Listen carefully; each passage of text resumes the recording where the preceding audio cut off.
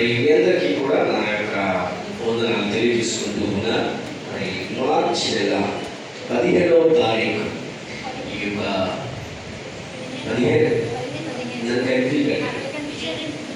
15వ తారీఖు ఈ యొక్క ఈ నెల 3వ పునరుత్థానపు ఆరాధనకు చేసిన మీ అందరికీ కూడా స్వాగతం తెలియజేసుకుంటూ వాక్య జ్ఞానంలో ముందుకు వెళ్ళడం. గడిచిన కొంతకాలంగా మనము ఆత్మఫలము అనే అంశం మీద ధ్యానం చేస్తూ ఉన్నాం. దాంట్లో ప్రేమ గురించి, శాంతి గురించి, సంతోషం గురించి, తర్వాత దీర్ఘశాంతం గురించి మనం ధ్యానం చేస్తాం. ఈరోజు మరొక త్వర లాంటి దయాళుత్వము అనే త్వర గురించి ఈరోజు మనము ధ్యానం చేద్దాం. ఇదిగో చూద్దాం. కొలస్సీయులకు రాసిన పత్రిక 3వ అధ్యాయము 12వ వచనం. కొలస్సీయులకు రాసిన పత్రిక 3వ అధ్యాయము 12వ వచనం.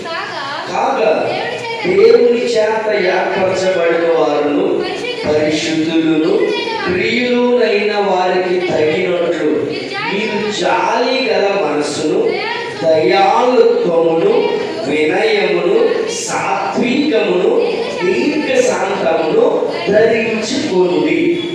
ధరించుకోవాలంట? క్రైస్తవ బిడ్డైనటువంటి మనందరం కూడా మనం ఏం చూస్తా ఉన్నాం అంటే మ్యాచింగ్ ధరించుకోవడానికి చూస్తా ఉన్నాం కదండి. లేకపోతే మోడల్ శారీ, లేకపోతే మోడల్ డ్రెస్. మగవారైతే పైన బ్లేజర్, కోటు, మరొకటి ఏదో వేసుకోవాలి కొత్తగా, నూతన వస్త్రాలు నేనే వేసుకున్నాననే ఆ ఫీల్ అది ధరించుకోవడానికి చూస్తా ఉన్నాం మనం ఎంతసేపు. కానీ బైబిల్ గ్రంథం సెలవిస్తా ఉంది, నువ్వు ధరించుకోవాల్సింది ఏంటయ్యా అంటే జాలి గల మనస్సు ధరించుకోవాలి. తర్వాత దయాళుత్వాన్ని ధరించుకోవాలి, వినయాన్ని ధరించుకోవాలి, సాత్వికమును ధరించుకోవాలి, దీర్ఘశాంతమును ధరించుకోవాలి. ఎంతమంది వినయాన్ని ధరించుకున్నారండి, దయాళుత్వాన్ని ధరించుకున్నారండి, అసలు జాలి గల మనస్సును ధరించుకున్నారండి, దీర్ఘశాంతాన్ని ధరించుకున్నారండి? నేను అడుగుతా ఉన్నాను, మిమ్మల్ని అడుగుతా ఉన్నాను, ఏం ధరించుకున్నారు మీరు? ఏం ధరించుకున్నారని మిమ్మల్ని అడుగుతా ఉన్నాను. మనం అనుకుంటా ఉన్నాం రకరకాలైనటువంటి బట్టలు ధరించుకోవడం మీదే ఉన్నది మన శ్రద్ధ. అదే బైబిల్ గ్రంథం సెలవిస్తా ఉంది ఏమని? జాలి గల మనస్సు ధరించుకోమని. ఉందా మనకి జాలి? అసలు మీకు జాలి అన్నది ఉందా అని అడుగుతా ఉన్నాను మిమ్మల్ని. వాక్య జ్ఞానంలోనికి వెళ్దాం. ఎవరైనా రోడ్డు మీద ఇబ్బందుల్లో ఉంటే వాళ్ళ మీద నీకు జాలి ఉందా? దయంగా, కరుణ ఉందా? ప్రేమ ఉందా? వినయ భావము ఉందా? మనకి సాత్వికం ఉంటుందా అని అడుగుతా ఉన్నాను. ఉచేత వాక్య జ్ఞానంలోనికి మనం వెళ్తే అసలు దయాళుత్వం అంటే ఏంటంటే కరుణ, కనికరం, ప్రేమ. ఏమండి? కరుణ కలిగి ఉండాలి. ప్రతి విషయం పట్ల ఒక కరుణ సంపన్నుడుగా ఉండాలి. మన దేవుడు ఎవరంటే కరుణామయుడు. ఆయనకున్న పేరేంటంట? ఏం పేరంట? కరుణామయుడు, దయామయుడు, ప్రేమామయుడు. కరుణ గల యేసయ్యా నా జీవితానికి నీవే చాలు యేసయ్యా. కరుణ గల యేసయ్యా నా జీవితానికి నీవే చాలు యేసయ్యా. నీవే వెలుగులోనే నీవే వైపులో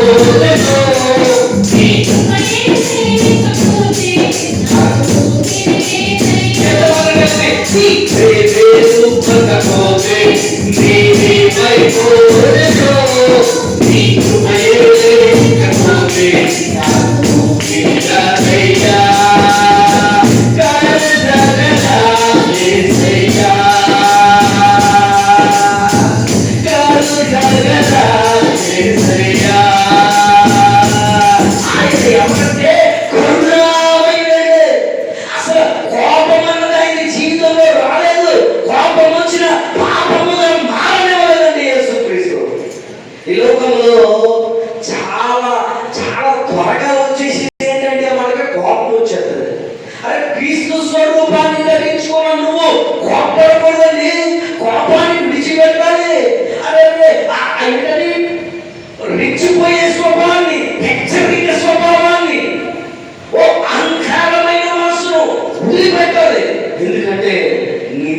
తండ్రి దీన మనస్సు గలవాడు, సాత్వికుడు, వినయ స్వభావే, వినయ భావము ఘనతకు మూలము.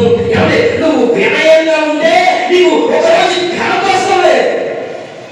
ఒక భక్తుడు రాశాడు, ఎంత చక్కని పాటాడు అది. వినయ భావము ఘనతకు మూలమవుతుందంట. నిన్ను ఎక్కడ కనపరచట్లేదా? నీకు ఒక రకమైనటువంటి ఎప్పుడు గౌరవం జరగలేదా? అయితే నువ్వు ఎలా ఉన్నావంటే వినయంగా లేవని దాని అర్థం. దేవుని నామానికి మహిమ కలుగు. మీరు తగ్గించుకోండి. దేవుడు తగిన సమయమందు మిమ్మల్ని ఎక్కడ హెచ్చించాలో అక్కడ ఆయన హెచ్చించడానికి ఇష్టపడుతూ ఉన్నాడు. హల్లెలూయా. నువ్వు బలంగా ఉండాలని కోరుకుంటున్నాడు ఆయన. నువ్వు అప్పిచ్చేవాడిగా ఉండాలనుకుంటున్నాడు. నేను పైవాడిగా ఉంచాలని ఆశపడుతూ ఉన్నాడు ఆయన. మన యొక్క అతిక్రమముల చేత అవన్నిటినీ మనం పోగొట్టుకుంటా ఉన్నాం. వచ్చేద్దామండి వాక్య ధ్యానంలోకి వచ్చేద్దాం. ఏమండి, ఎఫెసీయులకు రాసిన పత్రిక 2వ అధ్యాయం.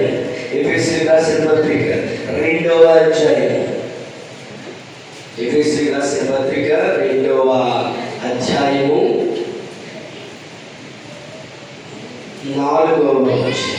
అయినను దేవుడు కరుణా సంపన్నుడై ఉండి మనము మన అపరాధముల చేత చచ్చిన వారిమై ఉన్నప్పుడు సైతము మన ఎడల చూపిన తన మహాప్రేమ చేత మనలను క్రీస్తుతో కూడా బ్రతికించాడు. హల్లెలూయా, హల్లెలూయా. ఎవరి ఆయన కరుణా సంపన్నుడు కాబట్టి మనం ఎన్ని తప్పులు చేసినా, ఎన్ని పాపాలు చేసినా, ఎన్ని అతిక్రమములు చేసినా, ఎన్ని శరీర ఆశలకు లోబడినా, ఎన్ని అబద్ధాలైనా, ఎన్ని దుర్వ్యాపారములు చేసినా, ఎంతటి చెడ్డ కార్యక్రమాలు చేసినా ఆయన ఉచితమైన ప్రేమ చూపి మనల్ని ఆయన ఏం చేశాడంటే మన పాపాలన్నీ కడిగాడు. దేవుని నామానికి మహిమ కలుగుతుంది. ఈరోజు ఈ ప్రార్థన మందిరంలో నువ్వు నిలిచి ఉన్నావంటే నీ గొప్పతనమో లేకపోతే నీ ప్రతిభను అనుకోవద్దు.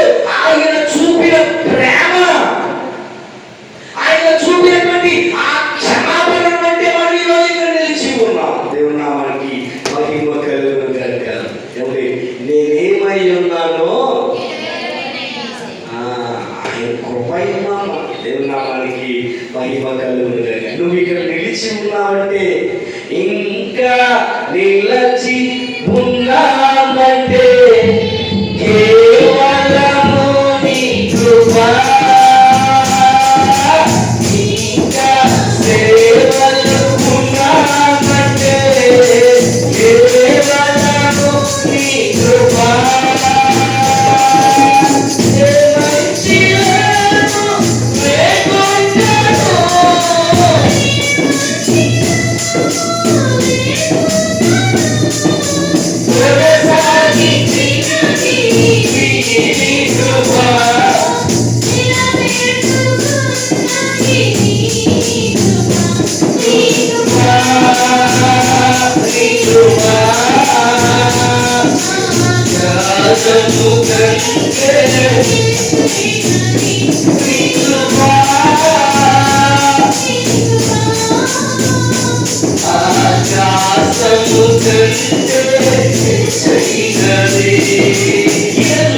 నిలచి ఉన్నామంటే, ఈరోజు ప్రార్థనా మందిరంలో కూర్చున్నామంటే, ఈ యథార్థ మందులతోటి, ఈ నీతి మందులతోటి నువ్వు ఉన్నావంటే, ఈ రొట్టె జీవితంలో ఈ యొక్క సహవాసములను దేవుని రక్తం అయినటువంటి ఆయన శరీరాన్ని, ఆయన